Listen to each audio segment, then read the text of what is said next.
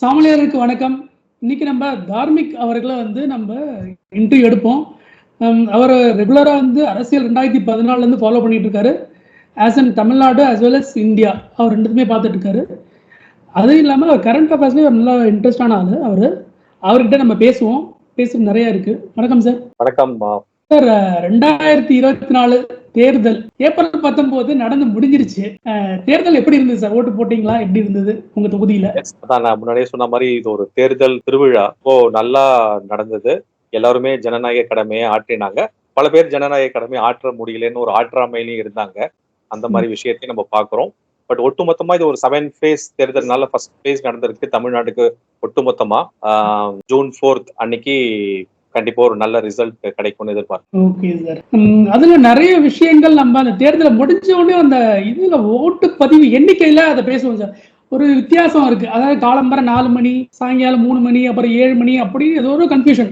அதாவது ஜென்ரலா பாத்தீங்கன்னா ஓட்டு பதிவு முடிஞ்சவனே ஒரு கன்ஃபியூஷன் வரும். ஒரு 10-15 சீட்டு, ஒரு 50 ஓட்ட 100 ஓட்டுல வித்தியாசம் வருதுன்னா ரீகவுண்ட் பண்ண சொல்லுவாங்க. ஆனா இது ஓட்டு எண்ணிக்கையே ரீகவுண்ட் மாதிரி ஆயிடுச்சு. நீ இதை பத்தி என்ன நினைக்கிறீங்க சார்? இந்த டிஃபரன்ஸ் ஆஃப் ஒப்பீனியன் வந்துட்டே இருந்தது. ஆமா, இந்த ஓட்டர் டர்ன் அரவுண்ட் பத்தி சொல்றீங்க நீங்க. டர்ன் அவுட் ரொம்ப அந்த கம்யூனிகேஷன் மிஸ்மேனேஜ்மெண்ட் தான் சொல்லுவேன் நானு. இதை பொறுத்து மக்களுக்கு ஒரு நம்பிக்கை தன்மையை குறைக்கக்கூடிய ஒரு விஷயம் இந்த மாதிரி ஒரு கம்யூனிகேஷன்ல நீங்க மிஸ்மேனேஜ்மெண்ட் பண்ணீங்கன்னா. ஏன்னா ஓட்டுல யாரெல்லாம் ஓட்டு போட்டாங்கன்ற ஒரு நம்பரே எலெக்ஷன் கமிஷனால சொல்ல முடியல அப்படின்னா அவங்க எப்படி ஓட்டை எண்ணிட்டு அந்த ரிசல்ட் சொல்லுவாங்க அப்படிங்கிற அந்த சந்தேகம் பண்ணுவாங்க அப்படின்ற அந்த சந்தேகத்தை இவங்களாவே கிளப்பி விட்டுட்டாங்க. இதுல பாத்தீங்கன்னா 7 மணிக்கு அவர் கொடுக்குறாரு இங்க இருக்கிற சாஹூ எலெக்ஷன் கமிஷனர். பட் அதே சமயத்துல சென்ட்ரல் எலெக்ஷன் கமிஷனர் ஒரு ரிப்போர்ட் கொடுக்குறாரு 7 மணிக்கு. அந்த ரிப்போர்ட் அவங்க அபிஷியலா ஒரு டாக்குமெண்டா கொடுத்துருக்காங்க. அதான் அனெக்சர் ஏல அவங்க கொடுத்தது அரௌண்ட் 62%, 62.9% நினைக்கிறேன் சைன் பண்ணி கொடுத்துருக்காரு. ஆனா இங்க இவர் ஒரு பிரஸ் கான்ஃபரன்ஸ்ல அப்படியே வாயில் அடிச்சு விடுறாரு 72%. அதுக்கப்புறம் அந்த கிளாரிபிகேஷன் உடைய பிரஸ் கான்ஃபரன்ஸ் 3-4 வாட்டி ஒத்தி போயிட்டு கடைசியா இப்போ ஒரு ரிசல்ட் கொடுத்துருக்காங்க 69.46ன்னு ஒரு ஸ்டேட்மெண்ட்டும் கொடுத்துருக்காரு. இப்போ நேத்தி அவரு இந்த மாதிரி இது ஒன்றும் ஒரு பெரிய விஷயம் இல்லை. நான் அந்த மொபைல் ஆப்ல அவங்க ப்ரிசைடிங் ஆபீசர்ஸ் கொடுக்குற கவுண்டை தான் நான் இது பண்றேன்னு. இங்க கேள்வி என்னன்னா, இங்க ஒவ்வொரு பர்சன்ட் ஓட்டும் நீங்க பாத்தீங்கன்னா அசம்பிளி தொகுதியில உங்களுக்கு ஒரு பாராளுமன்றத்துக்கும் 6 அசம்பிளி தொகுதி. ஆனா இது ஒரு பாராளுமன்ற தொகுதி எலெக்ஷன் அப்படிங்கிறதுனால குறைஞ்சபட்சம் உங்களுக்கு ஓட்டர் ஒரு 10 லட்சம் 20 லட்சம் மட்டும் உங்களுக்கு இருக்கும், வாக்காளர்கள் இருப்பாங்க. அதனால ஒவ்வொரு பர்சன்ட் ஓட்டும் கிட்டத்தட்ட ஒரு 50,000, 60,000, 80,000, 1 லட்சம் கூட சம்டைம்ஸ் இருக்கலாம். சென்னை சவுத் மூலமான ஒரு கான்ஸ்டிடுவன்சில 20 lakhs ஓட்டர்ஸ்னா 1% தான் பாத்துக்கோங்களேன் எவ்வளவுன்னு. சோ அந்த மாதிரி ஒரு டிஃபரன்ஸ் இருக்கிறதுனால இது ஒரு நம்பகத்தன்மையை குலைக்கக்கூடிய ஒரு விஷயமா தான் இந்த தேர்தல் கமிஷன், அதுவும் குறிப்பா இங்க இருக்கிற அதிகாரிகள் செயல்படுறாங்கதான் முதல் கருத்து. இதுல தேர்தல் ஆணையத்தோட லெத்தாஜிக்னு சொல்ல வரதா, இல்லாட்டி எந்த மாதிரியான ஒரு தேர்தலை இந்த ஃபர்ஸ்ட் ஃபேஸ்லயே இப்படி நடத்துறதுக்கு காரணம்? ஏன்னா இந்த மாதிரி ஒரு கன்ஃபியூஷன் தமிழ்நாட்டில் வந்தது கிடையாது. இவ்வளவு கன்ஃபியூஷன் வந்ததே கிடையாது. முதல் தடவையா இவ்வளவு பெரிய கன்ஃபியூஷன் ஒரு ஓட்டு எண்ணிக்கையில நம்ம ஏற்கனவே அனல் பறக்க பிரச்சாரம் நடந்துட்டு இருக்கு. ஏன்னா 3 பக்க கூட்டணியா மாறியாச்சு. இந்த வாட்டி பயங்கரமான ஒரு டஃப் காம்படிஷன்ல 3 கட்சிகளும் 3 கூட்டணியுமே போராடிட்டு இருக்காங்க. அப்படிப்பட்ட ஒரு சிச்சுவேஷன்ல இருக்கும்போது இத மாதிரியான ஒரு விஷயங்கள் எந்த மாதிரி அடுத்த தேர்தலுக்கு மக்களுக்கு ஒரு நம்பிக்கையை கொடுக்கக்கூடியதா இருக்கும் இது மாதிரி கன்ஃபியூஷனால? எலெக்ஷன் கமிஷன் நம்ம one of the largest bodies, ஒரு பெரிய ஜனநாயக நாடு இந்தியா. இவ்வளவு பெரிய ஒரு தேர்தலை ஒரு 125 to 135 கோடி இருக்கிற பீப்புள், மோர் தேன் 80 கோடி வாக்காளர்கள் இருக்கிற இந்த ஒரு ஜனநாயக தேர்தலை எலெக்ஷன் கமிஷன் நடத்துங்கிறது ஒரு பெரிய விஷயம். அதுல அவங்க கிரெடிட் கொடுத்துடணும் ஃபர்ஸ்ட் அவங்களுக்கு. பட் இந்த தேர்தல் பொதுவா மோடி வருவாரா மாட்டாரா, மோடி 3.0 அப்படின்ற ஒரு மையப்புள்ளியில வச்சு நகரக்கூடிய தேர்தல்.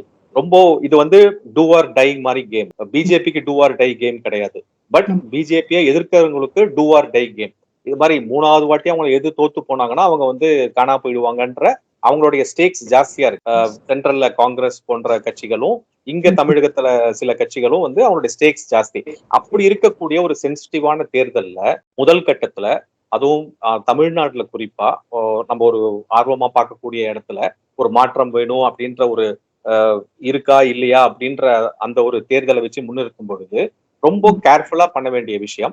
இது இந்த பிரஸ் கான்ஃபரன்ஸ் தேவையே இல்லை. இது வந்து ஒரு செல்ஃப் ப்ரமோஷனுக்காகவோ ஒரு செல்ஃப் இதுக்காகவோ மீடியா முன்னாடி பேசணுன்ற மாதிரி நடந்ததா, இல்ல இது திட்டமிட்ட சதியா அப்படின்ற ஒரு கேள்வி கூட எலெக்ஷன் கமிஷன் மேல இருக்கு. ஏன்னா இந்த விடுபட்ட வாக்காளர்களோட எண்ணிக்கை வந்து அண்ணாமலைஜி சொன்ன மாதிரி 1,00,000 பேர்னு சொல்றாரு. அதுக்கப்புறம் நம்ம பொள்ளாச்சியில பாக்குறோம், சென்ட்ரல் சவுத்ல தமிழிசை அவங்க சொல்றாங்க, நிறைய பேர் வினோத் சொல்லியிருக்காங்க.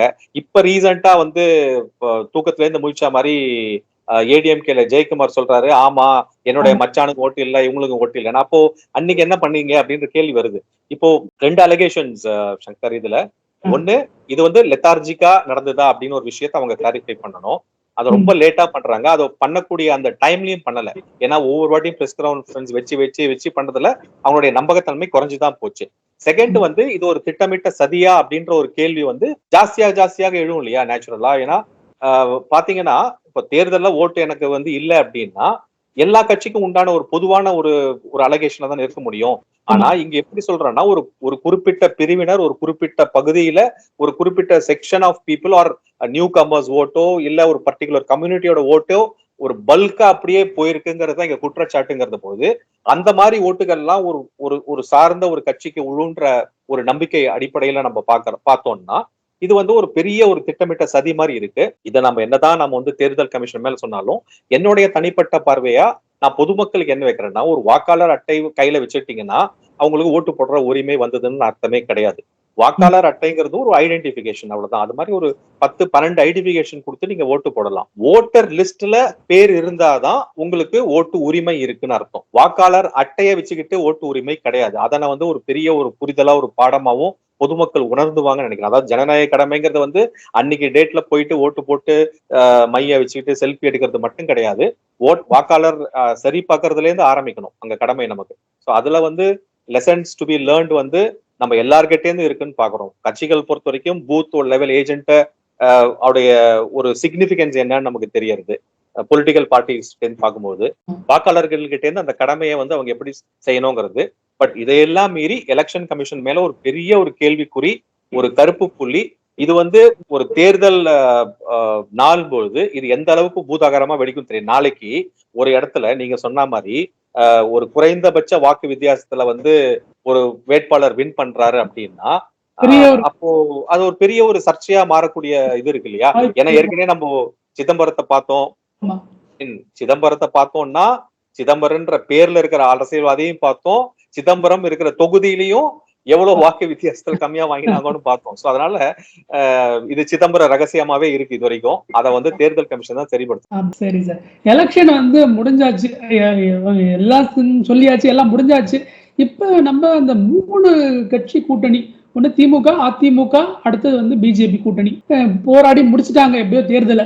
இப்ப இந்த வெற்றி வாய்ப்புகள் எப்படி இருக்கும் அப்படின்னு எல்லாருக்குமே நிறைய ஒரு எவ்வளவு சோசியல் மீடியா, எவ்வளவு யூடியூப் சேனல், எவ்வளவு விஷயங்கள், இவங்க ஜெயிப்பாங்க அவங்க ஜெயிப்பாங்க, இது இத்தனை ஓட்டு வரும் அவங்க அத்தனை ஓட்டு வரும் அப்படின்னு எக்கச்சக்கமான சி ஓட்டர் எல்லாமே வந்துட்டு இருக்கு. இப்ப உங்களோட மைண்ட் செட்ல எப்படி சார் இருக்கு இந்த தேர்தல்? எப்படி மாதிரியான ஒரு தேர்தல் இந்த தேர்தல்? நம்ம சொல்லிட்டோம், இப்ப இது ஒரு முக்கியமான தேர்தல். 2024 மோடி அவர்கள் 3வது தடவையா வரணுமா வேண்டாமா அப்படின்றதுக்கான ஒரு தேர்தல், அவ்வளவு முக்கியமான ஒரு தேர்தல் சொல்லியாச்சு. 2வது பக்கம் இவங்களுக்கு வாழ்வா சாவான்ற ஒரு போராட்டம் இந்த பக்கமும். ஆனா தமிழ்நாடை பொறுத்த வரைக்கும் ஒரு லைன் கொடுத்துட்டாங்க, எல்லாருமே ஒரு மைண்ட் செட்ல இருக்காங்க, என்ன இருந்தாலும் திமுக வந்துட போகுதுப்பா, 39 அவங்க தான் வருவாங்க, 38 வருவாங்க, 37 வருவாங்க அப்படின்னு சொல்லிட்டு இருக்காங்க. உங்களோட மைண்ட் செட் எப்படி சார் இருக்கு? ஜென்ரலா எப்படி இருக்கும் அப்படின்னு நீங்க நினைக்கிறீங்க? எந்த மாதிரி தொகுதிகள்ல நம்ம பிஜேபிக்கு வெற்றி வாய்ப்புகள் இருக்கு அப்படின்னு நீங்க நினைக்கிறீங்க? கண்டிப்பா, அது நம்ம ஏற்கனவே சொன்ன மாதிரி இந்த தேர்தல் வந்து தமிழக களத்திற்கு வந்து மிக முக்கியமான தேர்தல், ஒரு மாற்றத்தை எதிர்நோக்கி உண்டான தேர்தல். இங்க தமிழ்நாட்டுல பிஜேபி வின் பண்றாங்களா இல்லையாங்கிறத மீறி சென்ட்ரல்ல பிஜேபி தான் வரப்போகுது வந்து ஒரு நிதர்சனமான உண்மை.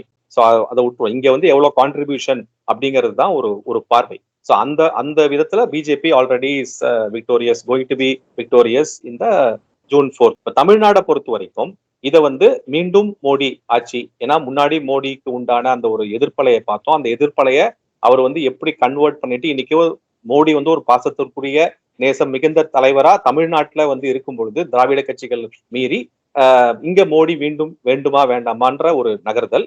ஆனா அதே சமயத்துல இங்க ஒரு ஆன்டி இன்குமென்சி ஃபேக்டரும் இருக்குங்கிறத மறக்க முடியாது. ஏன்னா ஆப்போசிஷன் வந்து டிஎம்கே, அவங்க வந்து அந்த புள்ளி வச்ச கூட்டணியோட இருக்கும் பொழுது அங்க வந்து ஆன்டி இன்குமென்சி ஃபேக்டரும் ஒன் ஆஃப் த ஒரு டிசைடிங் இதுவா இருக்கும். நம்ம என்னதான் வந்து இது தேர்தல் வந்து மோடி 3.0 அப்படின்ற நிறுத்தினாலும் தமிழ்நாடை பொறுத்த வரைக்கும் ஒரு சர்டைன் பர்சன்டேஜ் ஆஃப் அந்த ஒரு ஒரு ஓட்டுகள் வந்து ஆன்டி இன்குமென்சி பேஸ் பண்ணி இருக்கும். ஏன்னா பேசுறது எல்லாமே சில இதெல்லாம் லோக்கல் இஷ்யூஸ் இருக்கிறதுனால இது ஒரு சைடு. இப்போ இந்த தேர்தலுடைய ரிசல்ட் வந்து என்னை பொறுத்த வரைக்கும் ஒரு 3 விதமா பார்க்கலாம். ஒண்ணு வந்து நீங்க ஃபர்ஸ்டே சொன்ன மாதிரி அவங்க வந்து ஒரு வலுவான கட்சி. அவங்க திமுகவோட எதிர்ப்பு வாக்குகளுக்கு வந்து சிதறி கிடக்கு. பாஜக, ஏடிஎம்கே அலையன்ஸ் வெளில போனதுனால ஏடிஎம்கே, அதுக்கப்புறம் அந்த நாம் தமிழர் கட்சி மாதிரி ஒரு சிறு சிறு இது கட்சிகளுக்கு எல்லாம் சிதறி போகும்போது திமுக எதிர்ப்புன்ற அந்த ஓட்டு சிதறி போகும்போது அப்போ திமுக இன்னும் மேன்மேலும் பலம் அடையக்கூடிய நிலையில இருக்குங்கிறது ஒரு பார்வை. சோ அதனால சீட்டுல வந்து அந்த அளவுக்கு வராதுங்கிறது ஃபர்ஸ்ட் ஒரு பார்வை. ஓகே, ரெண்டாவது பார்வை எடுத்துப்போம். இங்க இந்த தேர்தல் வந்து யூஸ்வலாவே தேர்தல் வந்து இங்க பணமாற்றத்துக்கு உண்டான தேர்தலா இருக்கும். காசு கொடுத்து ஓட்டு வாங்குறது அப்படின்ற மாடல் வந்து நம்ம மதுரையில பார்த்திருக்கோம், மற்ற இடத்துலயும் பார்த்திருக்கோம். ஆனா இந்த தேர்தல் வந்து பணமாற்றத்திற்கு உண்டான தேர்தல் இல்ல, இது வந்து மனமாற்றத்திற்கு உண்டான தேர்தல். ஏன்னா இங்க மக்கள் மாற்றத்தை வேணும் அப்படின்னு விரும்புறாங்க. அந்த மாற்றம் வந்து இங்க பாஜக தமிழகத்துல தாமரை மலரும்ன்ற ஒரு கோஷத்தோடையும் மீண்டும் மோடி பிரதமரா வந்து நம்ம தமிழ்நாட்டுக்கு நிறைய விஷயம் பண்ணாரு, இங்க இருக்கிறவங்க எல்லாம் ஒண்ணுமே பண்ணல, இருந்தாலும் என்ன அப்படின்னு சொல்லிட்டு அப்ப நாம சென்ட்ரல்ல யார் ஆட்சிக்கு வராங்க அப்படிங்கறது தெரிஞ்சதோ அவங்கள சேர்ந்து நம்ம வந்து இங்க அரசியல் பண்ணாதான் நமக்கு உண்டான நன்மை வரும் அப்படின்ற அந்த திட்டங்கள் முன்னிறுத்தி பண்ணக்கூடிய விஷயத்துல ஒரு மனமாற்றம் மாறி அசம்பிளி வேற, இது அதாவது லோக்கல் தமிழ்நாடு கவர்மெண்ட் எலெக்ட் பண்ற அசம்பிளி வேற, பார்லிமெண்ட் தேர்தல் வேற அப்படிங்கறது புரிதலோட ஓட்டு போடும்போது மக்களுக்கு வந்து பிஜேபிக்கு உண்டான அட்வான்டேஜ் நிறைய இருக்கு. இது ரெண்டாவது. ஒரு சைடு டிஎம்கே, ஒரு சைடு பிஜேபி ஸ்விங்க பத்தி பேசுறோம், ஒரு சைடு டிஎம்கே. மூணாவது வந்து சீன்ஸ் இந்த ஒரு ஆன்டி இன்கம்பன்சி ஃபேக்டர்ன்ற ஒரு நடுவுல ஒண்ணு வரதுனாலையும், செகண்ட் வந்து அங்கங்க நம்ம அந்த தேர்தல் வந்து என்னதான் மோடிய டெவலப்மெண்ட்டை முன்னிறுத்தி பண்ணாலும் அங்கங்க லோக்கல் சாதி நிலைப்பாடு, அப்புறம் எந்த சாதிய வகுப்பை அந்த சார்ந்த வேட்பாளர்களை நிறுத்துவது, அதுக்கப்புறம் இந்த லோக்கல் பிரச்சனை சில இடத்துல, ஃபார் எக்ஸாம்பிள் சென்னையில எடுத்துக்கிட்டீங்கன்னா இங்க இந்த வெள்ளத்துல மழையில நம்ம பட்ட கஷ்டம் எல்லாம் வந்து சொல்லி மாளாது.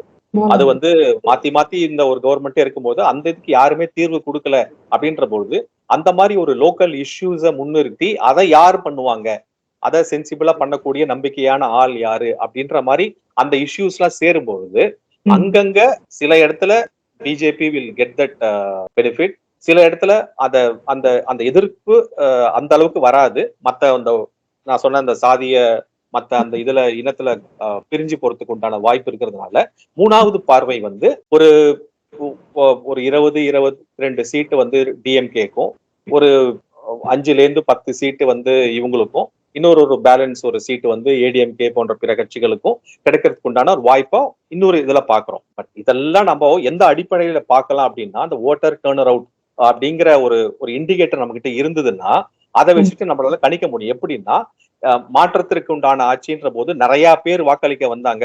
பொதுவா வந்து 50-55% வந்த இடத்துல ஒரு 70% வந்திருக்காங்கன்னா அப்போ நிறைய பேர் வந்திருக்காங்க. இதெல்லாம் ஃபர்ஸ்ட் அவர் கொடுத்த ரிப்போர்ட்ல நம்ம நிறைய பேர் வந்து 72% மேல வந்ததுன்னா, ஏன்னா 50% ஓட் பண்ண 53% ஓட் பண்ண சென்னையில 70% அப்படின்னு பார்க்கும்போது மக்கள் வந்து ஆர்வமா வந்திருக்காங்களான்னு அந்த ஒரு இது வருது இல்லையா, இண்டிகேஷன் வருது இல்லையா. பட் ஆனா இந்த தேர்தல்ல சில குறிப்பிட்ட தொகுதியில வரவே இல்லை. எதெல்லாம் வந்து வெற்றி வாய்ப்புக்கு உண்டான ஒரு கான்ஸ்டிட்யூன்சியா இருக்கோ அந்த இதுல வரல. நான் ஒரு எக்ஸாம்பிள் சொல்றேன். போன தடவைக்கும் இந்த தடவைக்கும் ஒரு பெரிய வித்தியாசம் கிடையாது. 9.46 ஓவராலா.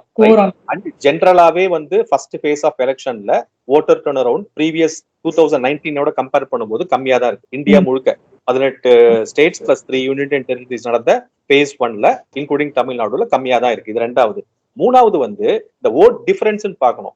நம்ம ஃபைனலா வந்து 69.46% கம்பேர் பண்ணிட்டு ப்ரீவியஸ் எலெக்ஷன்ல 2019ல அதே தொகுதியில எவ்வளவு ஓட்டு போட்டிருக்காங்கன்னு பார்த்தா நம்ம சென்னை சென்ட்ரல்ல வந்து ஒரு 5% டிஃபரன்ஸ் வரும். இவங்க இப்ப இந்த ஓட்டுக்கும் போன வருஷம் ஓட்டுக்கும் கரெக்ட். தூத்துக்குடியில சர்ப்ரைஸா இட்ஸ் மோர் தேன் 9% to 10%. அது மாதிரி 2-3 இதுல வந்து ரொம்ப கம்மியா வருது. மத்ததெல்லாம் ஒன்னும் பெரிய டிஃபரன்ஸ் இல்ல, 1% 2% அப்படிங்கிறது அதை புரிஞ்சுக்கிறோம். அதனால இது 3 பார்வை ஏற்கனவே சொன்ன மாதிரி, ஒன்னு டிஎம்கே மெஜாரிட்டின்னு ப்ரூவ் பண்ணுவாங்க அப்படின்னு ஒரு பார்வை.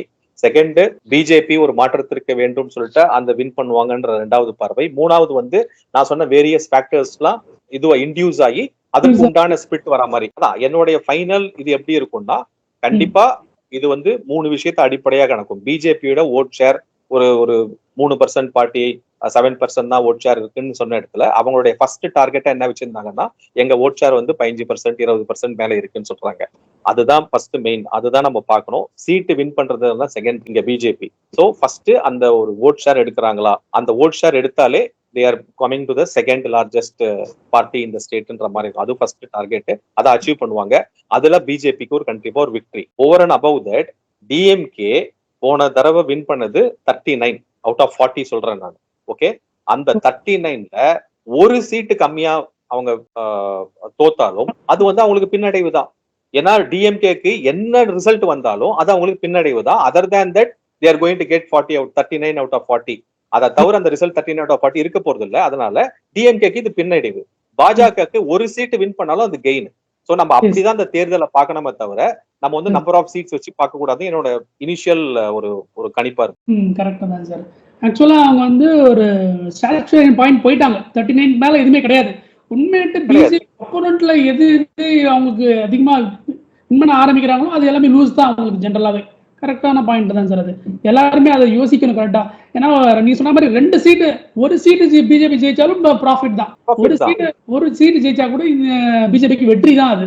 அதே மாதிரி அதிமுக ஒரு சீட்டு ஜெயிச்சாலும் அவங்களுக்கு வெற்றி தான் அது. நீங்க சொல்ற மாதிரி சரியான கருத்து சார். இந்த நம்ம நரேட்டிவ் செட் பண்றதுதான் இருக்கு. நம்ம வந்து ஃபர்ஸ்ட் இவங்க எப்படி சொல்லுவாங்கன்னா, நீங்க வந்து 25 சீட் வின் பண்ணீங்களே, 40 சீட் வின் பண்ணீங்களே, ஆனா வந்து 3 சீட் 4 சீட் தானே வின் பண்ணீங்க அப்படின்னு அவங்க கேட்பாங்க. கண்டிப்பா எதிர்கட்சிகள் தேர்தல் வந்த பிறகு கேட்கலாம். பட் அந்த நரேட்டிவ் நம்ம போய் விட வேண்டிய அவசியம் கிடையாது. நம்மளுடைய டார்கெட் வந்து ஓட் ஷேர் இன்க்ரீஸ் ஆகுதா, இங்க தாமரை மலர் இருக்கா இல்லையா அப்படிங்கிற ஃபர்ஸ்ட் கேள்வி. செகண்ட், எவ்வளவு சீட் எடுத்தாலும் எனக்கு தெரிஞ்சு வெற்றி வாய்ப்பு ஒரு 4-5 தொகுதியில பிரகாசமா இருக்கு. அண்ணாமலை ஜி நிக்கிற கோயம்புத்தூர் தொகுதியில ஒரு கண்டிப்பா அவரோட எழுச்சி மிகு ஒரு அங்க பாக்குறோம். அது மாதிரி அது பக்கத்துல இருக்கிற பொள்ளாச்சியிலையும் வசந்தராஜன் அவருடைய இதை பாக்குறோம். அவருடைய களப்பணிகள்லாம் எப்படி பண்ணிருக்காங்கன்னு பாக்குறோம். இந்த சைடு திருப்பூர் வந்தாலும் முருகானந்தம் அவருடைய இதையும் பாக்குறோம். சோ அந்த ஒரு கொங்கு பெல்ட்ல கண்டிப்பா ஒரு அடிஷனல் அட்வான்டேஜ் இருக்கு. டவுன் சவுத் வந்தீங்கன்னா பன்னீர்செல்வம் இருக்காரு. பன்னீர்செல்வத்துல அவரை வந்து அவர் வின் பண்றதோட அவரை நிறைய பேர் வின் பண்ண வச்சிடுறாங்க. தேவையில்லாம அவர் நிக்கிற தொகுதியில ஒரு 9 பன்னீர்செல்வம் போய் தேடி கண்டுபிடிச்சு போட்டு அவருக்கு உண்டான ஜாஸ்தி மைலேஜ் அவங்களே கொடுத்துட்டாங்க. சோ அங்க கூட்டணி ஓட்டு வந்து சிதறும், அந்த எதிராளி ஓட்டு சிதறும். அதுல பன்னீர்செல்வத்துக்கு உண்டான வாய்ப்பு ஜாஸ்தியா இருக்கு. தேனியை பொறுத்த வரைக்கும் அன்பார்ச்சுனேட் புதிய தமிழகம் கடைசி நேரத்துல வரதுல ஜான் பாண்டியன் அண்ட் கிருஷ்ணசுவாமி அந்த ஒரு பர்டிகுலர் ஓட்டு மட்டும் கிடையாது. அதை தவிர அங்க இருக்கிற தென்காசியில சொல்றேன், சாரி, தென்காசியில இருக்கிற அந்த பட்டியலின சமூக ஓட்டு எங்க எப்படி போறது, மற்ற மதத்தின் ஓட்டு எங்க போறதுன்னு இருக்கு. அதுல ஜான் பாண்டியனுக்கு அவருக்கு வந்து ஒரு அட்வான்டேஜ் இருக்குங்கிறது பாக்குறோம். இந்த மாதிரி நம்ம இங்க இந்த சைடு வந்தோம்னா இவர் இருக்காரு, தினகரன் இருக்காரு. அவருடைய கேம்பெயினே டிஃபரெண்டா இருந்தது. அவர் வெளிப்படையா செயலாற்றக்கூடியவர். சோ ஒரு என்னதான் குக்கர் சின்னமா இருந்தாலும் அதை வந்து எப்படி அவர் குக் பண்ணி எடுத்துட்டு போனாரு எலெக்ஷன்றத பார்த்தோம் நம்ம. அதனால அவருக்கு ஒரு வெற்றி வாய்ப்பு இருக்கு. பாமகக்கு கண்டிப்பா 10 சீட்டு கொடுத்துருக்காங்க. 2-3 இடத்துல பிரகாசமான வாய்ப்பு இருக்கு. அதை தவிர சென்னையில பொறுத்த வரைக்கும் ஒரு அவங்க கோட்டைன்னு சொல்லக்கூடிய திமுக கோட்டைன்னு சொல்லக்கூடிய அது ஓட்டை போட அளவுக்கு ஒரு 2-3 விஷயம் நடக்கும் அப்படிங்கிறத என்னுடைய கணிப்பா பாக்குறேன். சோ கூட்டி கழிச்சு பாத்தீங்கன்னா even 3 to 5 seats if BJP wins and even ஒரு 10 சீட்ஸ்ல வந்து செகண்ட் வந்தாலே it will be going to be a tough fight. சும்மா நம்ம வெற்றியை கொடுத்துட மாட்டோம். அதனால இது எப்படி இருந்தாலும் இது வந்து ஒரு தோல்வியே இருந்தாலும் இது தோல்வியில் நம்ம அடையக்கூடிய வெற்றின்னு தான் நான் பாக்குறேன். ஓகே, நீங்க நம்ம பேசிட்டு இருக்கும்போது நீங்க சொன்ன மாதிரி முன்னாடி கருத்து சொன்னது அதே ஒரு ஞாபகம் வந்தது. சிதம்பரம் அவர்கள் சொன்னாரு லாஸ்ட் இந்த 99 வாங்கினாங்க 2017 எலெக்ஷன்ல. குஜராத் வந்து 99 வாங்கினாங்க கடைசியா. அதுக்கு முன்னாடி எலெக்ஷன் 2014 நினைக்கிறேன். அந்த எலெக்ஷன் வந்து 113 ஏதோ வாங்கியிருந்தாங்க. பாத்தீங்களா அவங்க கம்மியாயிட்டாங்க, பாத்தீங்களா அவங்க தோத்துட்டாங்க. அது மாதிரி ஒரு ஸ்டேட்டஸ் தான் சொல்றது. 400 சீட்டு சொல்லிட்டே 400 வாங்கல, 390 தான் வாங்கினாங்க சார் அவங்க. அதெல்லாம் அவங்க தோத்துட்டாங்க பிஜேபி அப்படின்னு சொல்ற மாதிரி நம்மளும் அதை சொல்லணும். சார் நான் 4 சீட்ல ஜெயிக்க 1 ஜெயிச்சாலும் நான் ஜெயிச்சிட்டு வந்தேன் அப்படின்னு சொல்லணும். நம்மளும் சொல்லணும். அதான் அந்த நரேட்டிவ் அவங்களுக்கு எப்படின்னா அவங்க கரெக்டா செட் பண்ணிடுவாங்க அந்த இதுல. அதுலயும் நம்ம கத்துக்க வேண்டிய விஷயம் நிறைய இருக்கு. சோ அதையே திருப்பி சொல்ல வேண்டியதுதான். Okay sir. அடுத்து நம்ம ஒரு கரண்ட் அஃபேர்ஸ்க்கு வருவோம் சார். முக்கியமான ஒரு 2 கேஸ் நான் படிச்சேன் சார் பேப்பர்ல. அத பத்தி கொஞ்சம் பேசுவோம் சார். முக்கியமானது என்னன்னா, இந்தி கூட்டணி. அதுல முக்கியமான ஒரு பார்ட் வந்து இதே மாரி இங்க எப்படி ஸ்டாலின் இருக்காரோ, அதே மாதிரி மம்தா பானர்ஜி 42 சீட் இருக்கக்கூடிய ஒரு ஸ்டேட் அது. அந்த ஸ்டேட்ல ஒரு ஜட்ஜ்மெண்ட் வந்து கொல்கட்டால கொடுத்திருக்காங்க. குறைஞ்சு 25,600 டீச்சர்ஸ் வேலையை விட்டு தூக்கிட்டாங்க. தூக்குனது மட்டும் இல்ல, 2019 இருந்து என்ன சேலரி ஆனாங்களோ அதை 12% வட்டி போட்டு திருப்பி கொடுங்க அப்படின்னு சொல்லியிருக்காங்க. அதுக்கப்புறம் எலெக்ஷன் முடிஞ்ச உடனே, ஜூன் மாசம் முடிஞ்ச உடனே 20 நாளுக்குள்ள இது அனௌன்ஸ் பண்ணுங்க, டெஸ்ட் அனௌன்ஸ் பண்ணி ரீசெலக்ட் பண்ணுங்க டீச்சர்ஸ் அப்படி சொல்லிருக்காங்க. இது எவ்வளவு பெரிய ஒரு டாபிக், எவ்வளவு பெரிய ஒரு விஷயத்த, ஒரு ஜட்ஜ்மெண்ட் கொடுத்துருக்காங்க. ஆனா தமிழ்நாடு நியூஸ்ல அப்படியே மறக்கடிச்சு எந்த ஒரு மெயின் ஸ்ட்ரீம் மீடியாலையும் அதை பத்தி ஒரு லைன் கூட போடாத அளவுக்கு எப்படி இருக்க முடியும் சார் நம்மளால? ஒரு முக்கியமான விஷயம் நடந்திருக்கு. தெரிஞ்சு சொன்னீங்களா தெரியாம சொன்னீங்களான்னு தெரியல. இங்க எப்படி ஸ்டாலினோ அங்க மம்தான்னு வந்து தெரிஞ்சு சொன்னீங்களா தெரியாம சொன்னீங்களான்னு தெரியல. ஏன்னா இங்க எப்படி ஸ்டாலினோ, இங்க எப்படி செந்தில் பாலாஜியோ, அங்க அந்த மாதிரி மம்தா, அந்த மம்தா கீழே இருக்கிற அந்த எஜுகேஷன் மினிஸ்டர்னு சொல்லணும், பிளஸ் அவருடைய நெப்யூ பானர்ஜி. ஆமா. இல்ல அந்த கேஸ் வந்து ஐ திங்க் 2016 வந்ததுன்னு நினைக்கிறேன். இதுல I'll give the similarities. First இந்த கேஸ் என்னன்னு சொல்லிட்டு நம்ம சிமிலாரிட்டிஸ் பார்க்கலாம். அந்த சிமிலாரிட்டிஸை பார்த்தா அந்த கேஸை வந்து ஏன் இங்க அதிகமா பேசப்படலன்ற ஒரு காரணமும் நமக்கு புரியும். அங்க வந்து டீச்சர்ஸ் வந்து ரெக்ரூட் பண்றாங்க. அதுக்கு உண்டான ஒரு டெஸ்ட் வைக்கிறாங்க. டீச்சர்ஸ் எலிஜிபிலிட்டி டெஸ்ட் டிஇடி நினைக்கிறேன், அதை வைக்கிறாங்க. அதுல வின் பண்ணவங்களை வச்சுக்கிட்டு ஒரு பேனல் ஸ்டேட் அந்த எஜுகேஷன் கமிஷன் ஒரு பேனல் அனுப்பிச்சுட்டு அதுல அந்த டிஇடி ஸ்கோர்ஸ் எடுத்துக்கிட்டு, அவங்க எஜுகேஷனல் குவாலிஃபிகேஷன் உண்டான ஸ்கோர்ஸ் எடுத்துக்கிட்டு, அவங்க பர்சனாலிட்டி அந்த டெஸ்டான ஸ்கோர்ஸ் எடுத்துக்கிட்டு ஒரு லிஸ்ட் ப்ரிப்பேர் பண்ணி அவங்க கொடுக்குறாங்க ஒரு பேனல். அந்த கொடுக்கும்போது ஃபைனலா வந்து அந்த கமிஷன் வந்து அந்த ஸ்டேட் எஜுகேஷன் கமிஷன் வந்து ஒரு லிஸ்ட்டை வெளியிடுறாங்க. அதுல வந்து யாரெல்லாம் வந்து வின் பண்ணாங்க, செலக்ட் ஆனாங்கன்னு வெளியிடும் போது நிறைய பேருக்கு அதிர்ச்சி.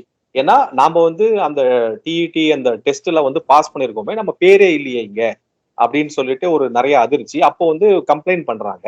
கம்ப்ளைண்ட் பண்ணும்போது விசாரணைக்கு வருது. அப்போ வந்து நிறைய பேருக்கு வந்து 0 மார்க் 1 மார்க் அந்த டிஇடின்ற டெஸ்டே எழுதாதவங்க எல்லாம் வந்து அவங்க பேர் வந்து டீச்சரா செலக்ட் ஆனான்ற இதுல வருது. அப்ப கேஸ் நடக்குது. நிறைய பேர் கவுண்டர் அஃபிடவிட் போட்டு சேலஞ்ச் பண்ணிக்கிட்டே இருக்காங்க. கவர்மெண்ட்டுக்கும் இது நடந்துகிட்டே இருக்கு. அப்போ ஒவ்வொரு வாட்டி கண்டுபிடிக்கும் போது இந்த காசு வாங்கிக்கிட்டு இவங்க அந்த டீச்சர் பதவியை வந்து கொடுத்துருக்காங்க அப்படின்ற விஷயம் வந்த உடனே இடி உள்ள வருது. சிபிஐ இன்வெஸ்டிகேட் பண்ண ஆரம்பிச்சாங்க. இடி நிறைய இடத்துல சர்ச் பண்றாங்க. பண்ணும்போது சில அந்த அங்க லோக்கல் நடிகை அவங்க வீட்டுல எல்லாம் ஒரு 27 கோடி மேல ஜுவல்ஸ் எல்லாம் வருது.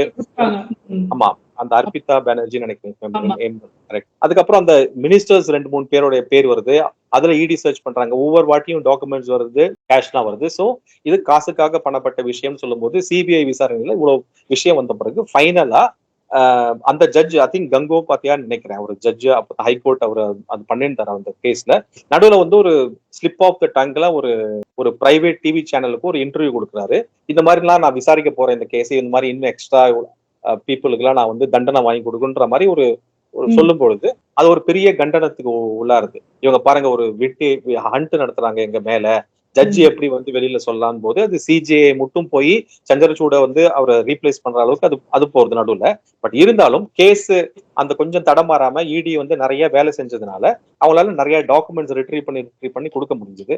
இதுல கண்டுபிடிச்ச விஷயம் என்னன்னா, அந்த எப்படி பண்ணிருக்காங்கன்னா காசு வாங்கியிருக்காங்க. அந்த காசு நிறைய இடத்துல பரிமாறிட்டு டீச்சர் வேலை வாங்கி தரேன்னு சொல்லிட்டு பண்ணிருக்காங்க.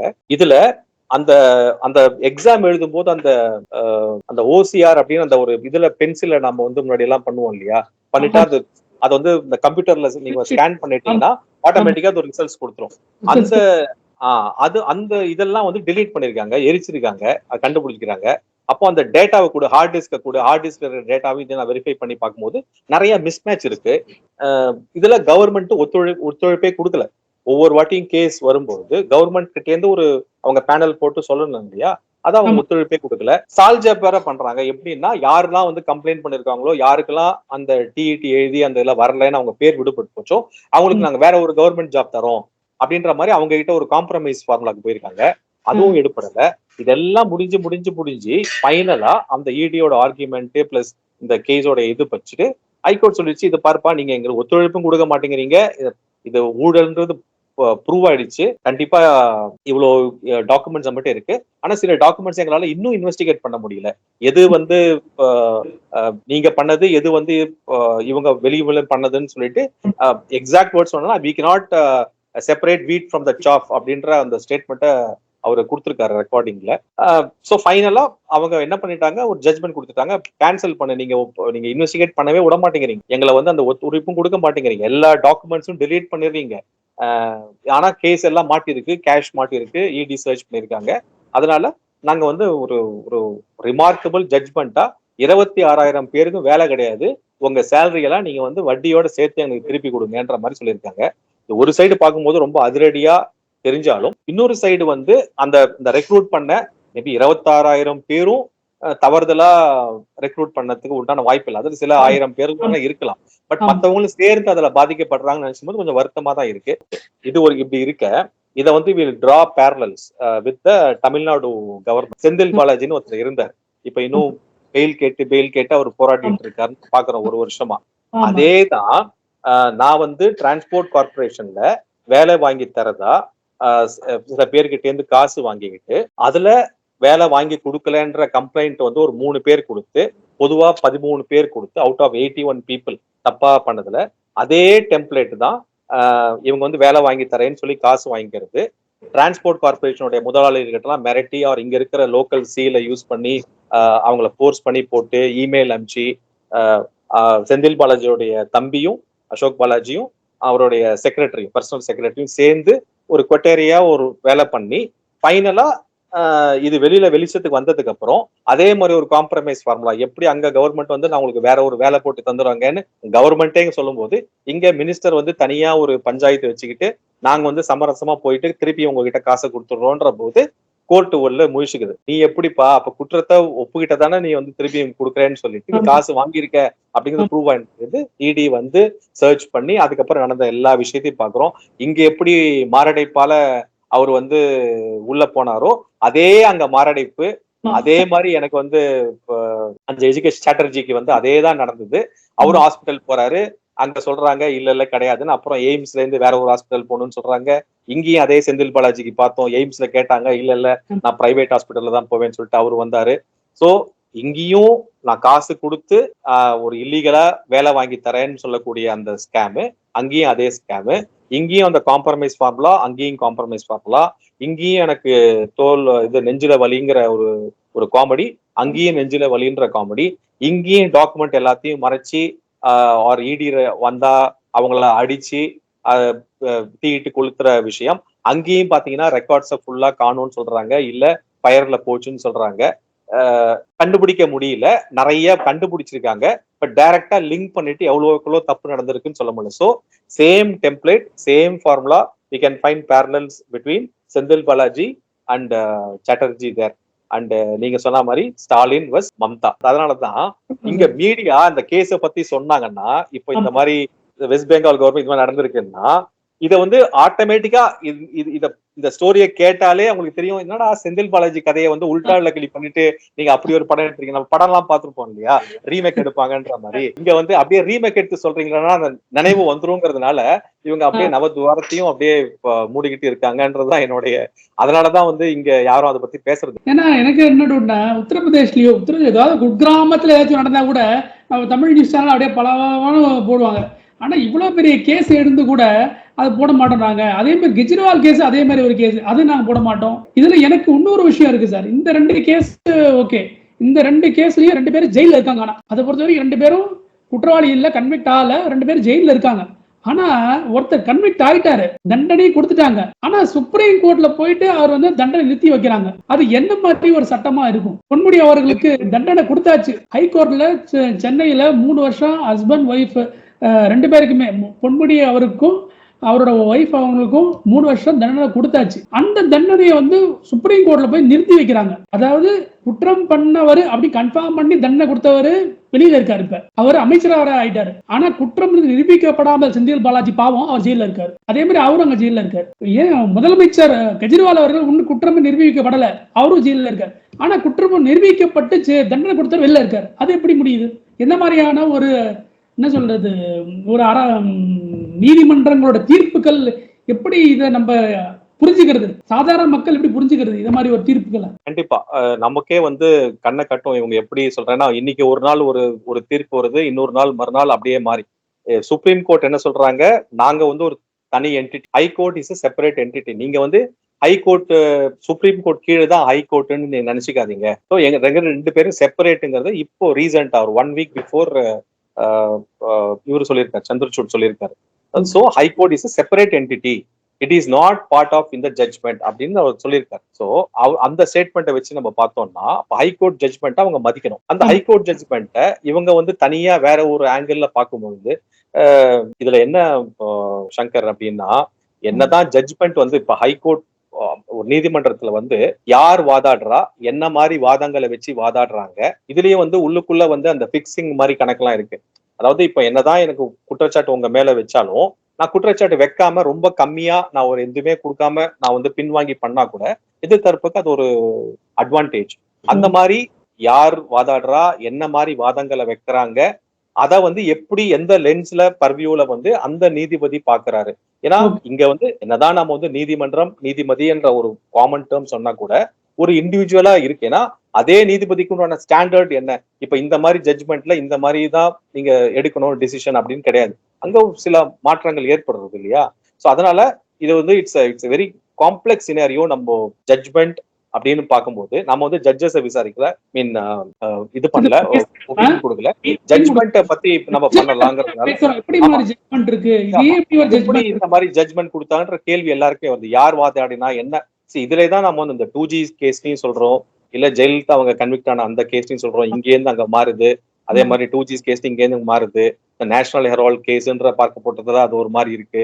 சோ ஒவ்வொரு வாட்டியும் ஹைகோர்ட் ஒரு ஆர்டர் கொடுத்தாங்கன்னா சுப்ரீம் கோர்ட் அதை வந்து சம்டைம்ஸ் அப்போஸ் பண்றாங்க, சம்டைம்ஸ் இல்ல அப்படின்ற இது பண்றதையும் நம்ம பாக்குறோம். அது அந்த ஜட்ஜோட பார்வை. ஆர் இப்ப ரீசெண்டா இவங்களே சொன்ன மாதிரி ஒரு 600 பேர் வந்து சேர்ந்து பெட்டிஷன் போட்டாங்களே, எங்களை வந்து இன்ஃபுளுயன்ஸ் பண்றாங்கன்னு. ஆர் வந்து சுப்ரீம் கோர்ட் இருக்கிற நீதிபதிகளே சில வருஷத்துக்கு முன்னாடி சொன்னாங்க, எங்களுக்கு வந்து ஒரு அச்சுறுத்தல் ஜாஸ்தியா இருக்கு அப்படின்னு. அப்போ நமக்கு சந்தேகம் வருது, இது ஜனநாயகத்தின் ஒரு பெரிய ஒரு கான்ஸ்டிடியூஷனை வந்து ப்ரொடெக்ட் பண்ணக்கூடிய, அந்த டெமோக்ரஸியை ப்ரொடெக்ட் பண்ணக்கூடிய இன்ஸ்டிடியூஷன் ஆன இந்த கோர்ட்டு அவங்களே ஒரு அச்சுறுத்தல் இருக்கு இந்த மாதிரி இருக்குன்னு சொல்லும் பொழுது அப்ப அந்த ஜட்ஜ்மெண்ட்டும் கிளவுட்டா இருக்கு. ஓகே, இது ஒரு சைடு இருக்க. இன்னும் சில விஷயங்கள்லாம் பாத்தீங்கன்னா சங்கர், லைக் இவங்க வந்து interpreters of the law. Supreme court வேற என்னன்னா ஒரு கான்ஸ்டிடியூஷன் எழுதியாச்சு, அதுல செக்ஷன்ஸ் ஆர்டிகல்ஸ் எல்லாம் இருக்கு. இவங்க வந்து கரெக்டா அதை இன்டர்பிரேட் பண்ணிட்டு இந்த கேஸுக்கு உண்டான ஜட்ஜ்மெண்ட்டை கொடுக்கணும். இப்ப என்ன சொல்றாங்க, இப்ப ரீசெண்டா இந்த வெல்த் டிஸ்ட்ரிபியூஷன் பத்தி ஒரு சர்ச்சை ஓடிட்டு இருக்கு இல்லையா? அந்த வெல்த் டிஸ்ட்ரிபியூஷன்ல இருக்கிற அந்த section I think 47, I couldn't recall that exact section there. அதையே நாங்க இன்னும் திருப்பி இன்டர்பிரேட் பண்ண போறோம். ஏன்னா ஏற்கனவே ப்ரீவியஸ்ல 3 பேனல் 5 பேனல் 9 பேனல் ஜட்ஜ்மெண்ட் வச்சு அது வந்து ஒரு இது வந்து அதாவது பிரைவேட் ப்ராப்பர்ட்டிஸை நீங்க வந்து காமனைஸ் பண்ண முடியாது, இது வந்து டெமோக்ராட்டிக் கண்ட்ரி, இது கம்யூனிஸ்ட் ஐடியல்ஸ் எடுத்துட்டு போற கண்ட்ரி கிடையாது, அதனால அது வந்து வராது அப்படின்னு ஒரு கோர்ட்ல வந்து இன்டர்பிரேட் பண்ண அந்த ஆக்ட இப்ப திருப்பி நாங்க போய் பார்க்க போறோம் அப்படின்னு சொல்றது ஒரு கேள்விக்குறியா இருக்கு. அத சுயமோட்டவா பண்ண வேண்டிய அவசியம் என்ன? இப்போ அவங்க பண்ண வேண்டிய கோர்ட் பண்ண வேண்டிய அவசியம் என்ன? இப்ப இந்த சர்ச்சை ஓடிட்டு இருக்கு, அப்ப அதனால அவங்க எடுத்து இன்டர்பிரேட் பண்றாங்களா? அப்போ அந்த பாலிடிக்ஸ்க்கும் அந்த அவங்க எடுக்கக்கூடிய கேஸுக்கும் என்ன கனெக்ஷன், நெக்ஸஸ் இருக்கா அப்படின்ற கேள்வி எல்லாம் வருது. சோ இந்த அடிப்படையில நீங்க பார்க்க போனீங்கன்னா இங்க நம்ம வந்து ஆனந்த் வெங்கடேஷ் அப்படின்ற ஒரு ஜட்ஜு அவரு வந்து பாக்குறாரு, இந்த மாதிரி எப்படி இவங்களுக்கு வந்து பெயில் கொடுத்து இவங்களாவே சொல்லிட்டு கேஸ்ல இருந்து விடுவிக்கிறாங்க, நான் வந்து விசாரிப்பேன் அப்படின்னு அந்த ஒரு ஜட்ஜை எடுத்து பண்றதுனாலதான் இன்னைக்கு இந்த மாதிரி கேசஸ் எல்லாம் வெளியில வருது, நமக்கு பொதுமக்கள் பார்வைக்கு தெரியுது. ஆனா இதே முன்னாடி இருந்ததுன்னா யாருக்குமே தெரிஞ்சிருக்காது. சோ ஜட்ஜு எந்த மாதிரி ஜட்ஜு அவர் எந்த மாதிரி அதை வந்து பாக்குறாரு அந்த இத அப்படிங்கறத பொறுத்தும் அந்த கேஸோடைய கண்ணோட்டம் மாறுது. யார் வாதாடுறா, என்ன மாதிரி வாதங்களை வைக்கிறாங்கன்னு சொல்லும் போதும் between high court and supreme court மாறுது. இதுல இன்னொரு ஒரு ஒரு ஒரு ஒரு காம்ப்ளெக்ஸ் விஷயத்த நம்ம நோட் பண்ண வேண்டியது என்னன்னா, இப்போ ஒரு கேஸ் நீங்க ஹை கோர்ட்ல வாதி பிரதிவாதி வாதாடுறேன்னு வச்சுக்கோங்களேன். உங்க மேல ஒரு குற்றச்சாட்டை ப்ரூவ் பண்றதுக்காக நான் ஒரு 3 டாக்குமெண்ட் கொடுக்குறேன்னு வச்சுக்கோங்க. உங்களால அது எதிர்த்து அந்த டாக்குமெண்ட்டை டிஸ்ப்ரூவ் பண்ண முடியல. நீங்க குற்றவாளின்னு நீங்க வந்து ஜட்மெண்ட் வருது. ஆனா அப்பீல் பண்றதுக்கு போகும்போது இப்போ உங்களுக்கு நான் 3 டாக்குமெண்ட் கொடுத்ததுக்கு உண்டான ஃபுல் இன்ஃபர்மேஷன் உங்களுக்கு வந்துடுச்சு. அந்த ஜட்மெண்ட் வர டைம்ல உங்களுக்கு அதை வந்து கவுண்டர் பண்றதுக்கு உண்டான டைமோ ஒரு எஃபோர்ட்ஸோ எனர்ஜியோ இல்லாம இருந்திருக்கலாம். ஆனா சுப்ரீம் கோர்ட் போகும்போது அதுக்குள்ள இந்த 3 டாக்குமெண்ட்டை எப்படி நம்ம வந்து நல்லிஃபை பண்ணலாம் அப்படிங்கிற ஒரு வாய்ப்பை நம்ம ஏற்படுத்திட்டு, அதனாலதான் மேல்முறையீடுக்கு போகும்போது நீங்க எதுல பேஸ் பண்ணி உங்களை குற்றவாளின்னு ப்ரூவ் பண்ணாங்களோ அந்த டாக்குமெண்ட்டை அங்க போய் ஆர்கியூ பண்ணிட்டு நல்லிஃபை பண்ணிடுவாங்க. சோ அப்போ வந்து அங்கிருந்து நீங்க விடுவிக்கப்படுவீங்க. சோ இந்த மாதிரி காம்ப்ளெக்சிட்டி ஆஃப் தட் கேஸ் இருக்கு. நான் வந்து ஒரு அஸ்திவாரமா பயன்படுத்துவோம். உங்க மேல உள்ள குற்றச்சாட்டை ப்ரூவ் பண்ணதுக்கு உண்டான அந்த ப்ரூஃபை வந்து இங்க கொடுக்கும்போது உங்களால ஒண்ணும் பண்ண முடியாது. பட் மேலுரிமை கோர்ட்டுக்கு போகும்போது உங்களுக்கு அந்த கால அவகாசம் வருது, எனர்ஜி இருக்கு, மணி இருக்கு, எல்லாமே இருக்கு. அதை நீங்க வந்து எப்படி உடைக்கணுமோ அதை உடைக்கிறதுக்கு உண்டான சாதுரியமா அங்க யாராவது பண்ணாங்கன்னா கேஸ் ரிவர்ஸ் ஆகிறதுக்கு சான்ஸ். லாயர்ஸ் வந்து அந்த ஒரு இதை எப்படி இன்டர்பிரேட் பண்றாங்க அப்படின்றத பொறுத்துதான் அந்த கேஸோட தன்மையே இருக்கு. நீங்க சொன்ன மாதிரி ஹை கோர்ட்ல பண்றதுக்கும் ஜுடிஷியல் கோர்ட் கீழே இருந்து மேல வர்றதுக்கும் மேல இருந்து மேல, ஆமா, அதாவது சாதாரண ஒரு வக்கீல் ஒரு ஹைகோர்ட்ல இருக்க வாதாடுறதுக்கும் அபிஷேக் மணி சிங்வி வந்து சுப்ரீம் கோர்ட்ல அவர் வாதாடுறதுக்கும் கபில் சிபல் வாதாடுறதுக்கும் சிதம்பரம் வாதாடுறதுக்கும் உள்ள வித்தியாசம் வந்து அந்த சட்டத்துல அந்த நுணுக்கத்துல நம்ம அதை எப்படி உடைக்கலாம், என்ன மாதிரி பேசலாம், அதாவது வக்கீலோட வாதத்துல திறமையால வெளியே வராங்க அப்படின்னு வேணா ஜட்ஜின போட்டு சொல்ல முடியாது. நம்ம செந்தில் பாலாஜி கேஸ் என்ன பண்ணாங்க, இப்போ ஒரு வக்கீல் வந்தார் இல்லையா நார்த் இந்தியால இருந்து, அவர் வந்து புதுசா சொன்னாரு அவருக்கு அச்சுறுத்தல் இருக்கு ஜெயில, அவரோட உயிருக்கு ஆபத்து, அப்புறம் வேற ஏதோ ஒரு வந்து அவங்க வந்து ஃபோர்ஸ் பண்ணி இது பண்றாங்க அப்படின்ற மாதிரி டிஃபரெண்டா ஒண்ணு வச்சார். இது சொல்றாங்க அப்படி கூட வச்சார். பிஜேபி கட்சியை இது பண்ண சேர்க்க சொல்றாங்க. உங்களுக்கு புரியுதா அவங்க எப்படி எல்லாம் வந்து ஒரு விஷயத்த வந்து திசைப்படுத்துறதுக்காக அவங்க வாதாடைய திறமையை வச்சுக்கிட்டு அவங்க வந்து கோர்ட்ல பேசுவாங்கன்னு. பட் கோர்ட்ல பேசும்போது அந்த சைடு கவுண்டர் ஆர்குமெண்ட் கரெக்டா அவங்களை வைக்கணும். அதுக்கு உண்டான ப்ரிப்பரேஷனோட போகணும். இது வந்து வக்கீல்களோட திறமையை பொறுத்து இருக்கு. கோர்ட் எப்படி சில ஜட்ஜஸ் எல்லாம் வந்து பார்த்துட்டு இந்த மாதிரிலாம் எங்களுக்கு தெரியும், நாங்க நிறைய பார்த்திருக்கோம்னு சொல்லக்கூடிய அந்த ஒரு ஜட்ஜஸையும் பாக்குறோம் நம்ம.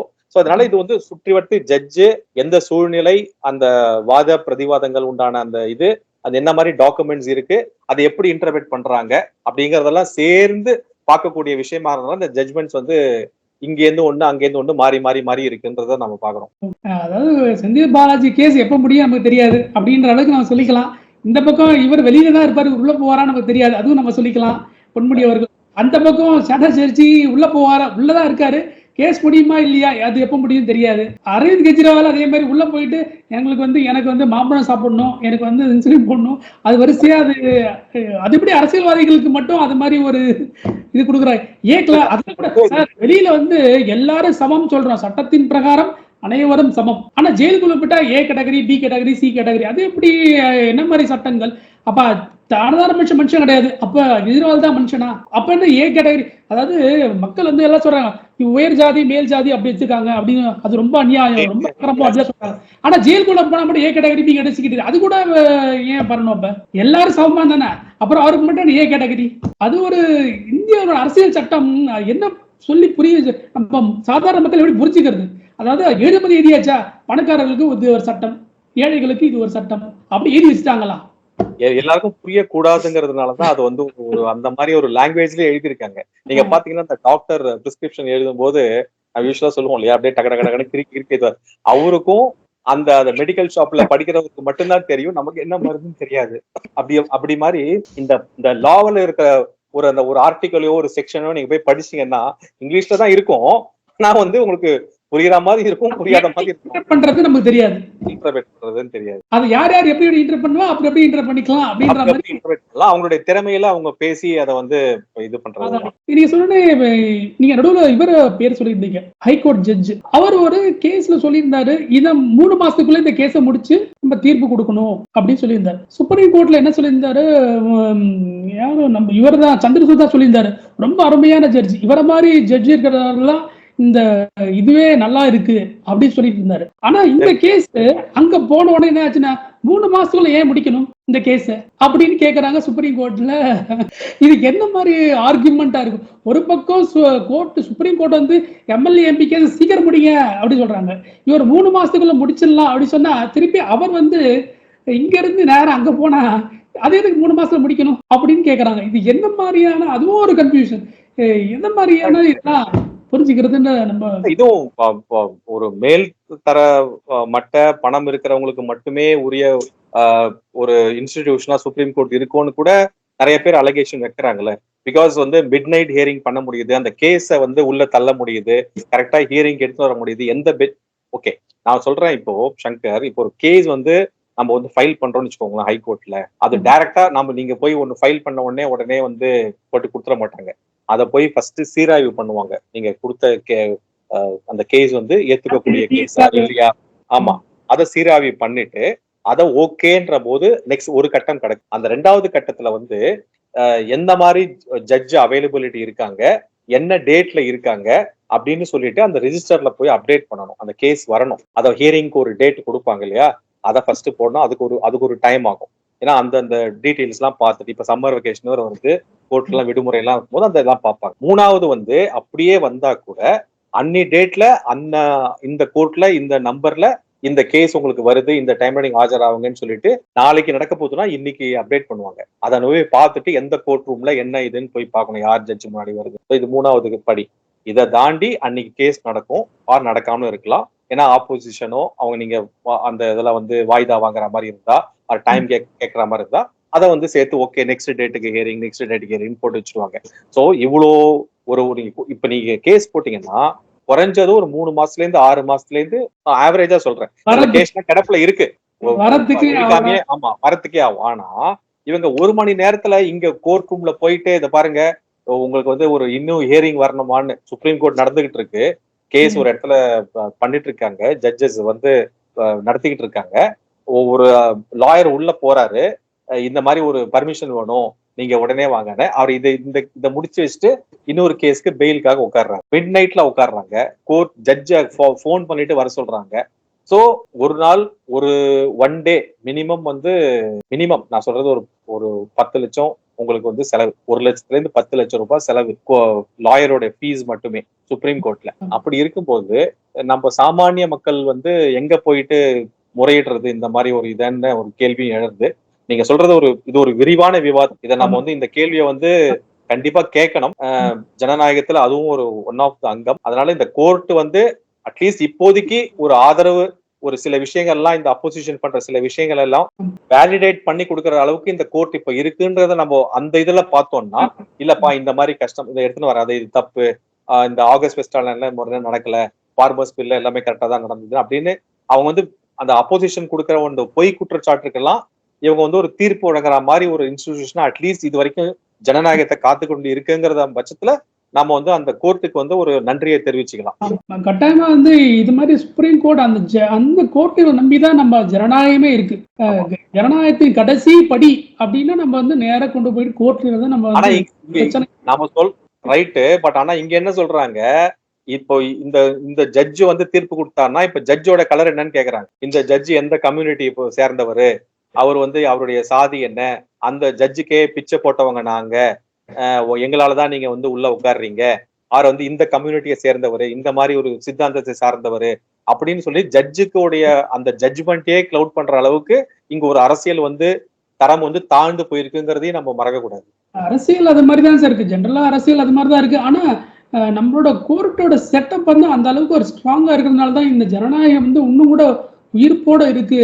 Supreme court, high court, magistrate court அது மாதிரி இருக்கிறதுனாலதான் ஓரளவுக்கு மக்கள் வந்து நிம்மதியா வாழ முடியுதுன்னு என்னால புரிஞ்சுக்க முடியும். ஏன்னா கிட்டத்தட்ட நான் ஒரு ஸ்டேட்மெண்ட் ஒரு ஸ்டாட்டிஸ்டிக்ஸ் எடுத்தேன், 1000 பேருக்கு ஒரு போலீஸ்காரர் இருக்காரு, அந்த அளவுக்கு நம்ம இருக்கோம்.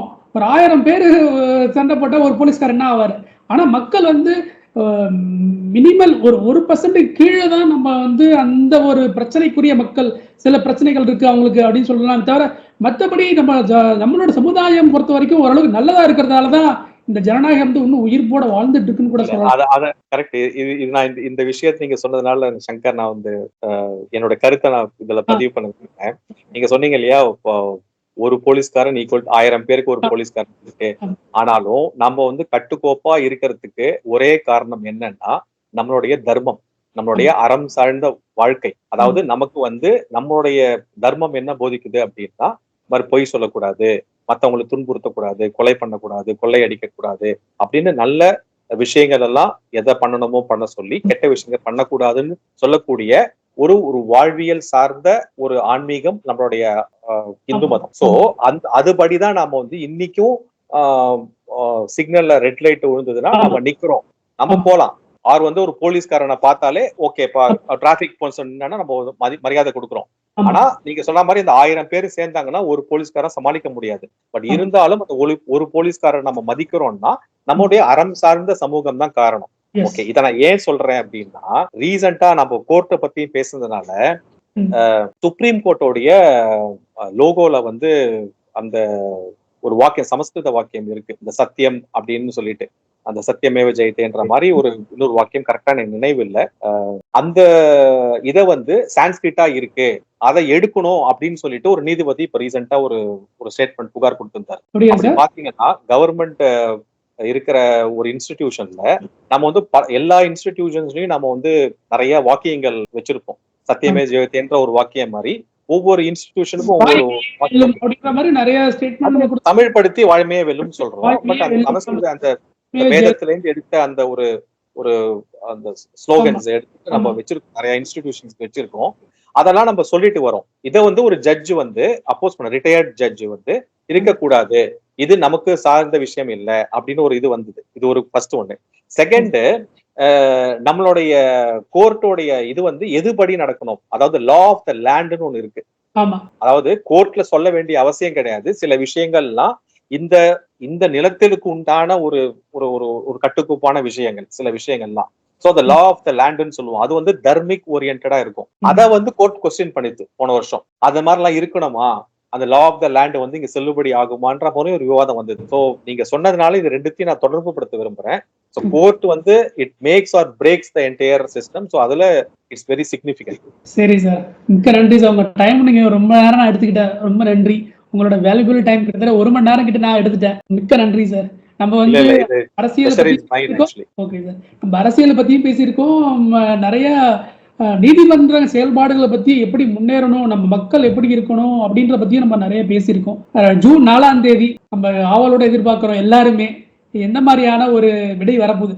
ஆனா ஓரளவுக்கு நம்ம விடை தெரியும், அந்த விடையோட படிகள் எப்படி இருக்க போகுதுன்றத நம்ம பார்க்க போறோம். ஜூன் 4ஆம் தேதி அதோட 400 அப்படின்ற ஒரு மேஜிக் ஃபிகர் வருதா வரலையா அப்படின்றதையும் நம்ம பார்ப்போம் சார். ரொம்ப நன்றி சார். தேங்க்யூ. கண்டிப்பா ரொம்ப நன்றி. நான் பேசுறதுக்கு வந்து என்னோட சந்தோஷம். ஜூன் 4ஆம் தேதி வந்து அது வந்து ஒரு விடை அல்ல, அது அன்னைக்கு வந்து ஒரு தூவப்படக்கூடிய ஒரு விதை. ஆக்சுவலா அந்த விதை எப்படி வளரப்போகுது 2026ல அப்படிங்கிற பாக்குறதுக்கு எனக்கும் ஆர்வம் ஜாஸ்தியா இருக்கு. நன்றி சங்கர், பேசுறதுக்கு ரொம்ப சந்தோஷம். நன்றி சார். ஜெய்ஹிந்த்.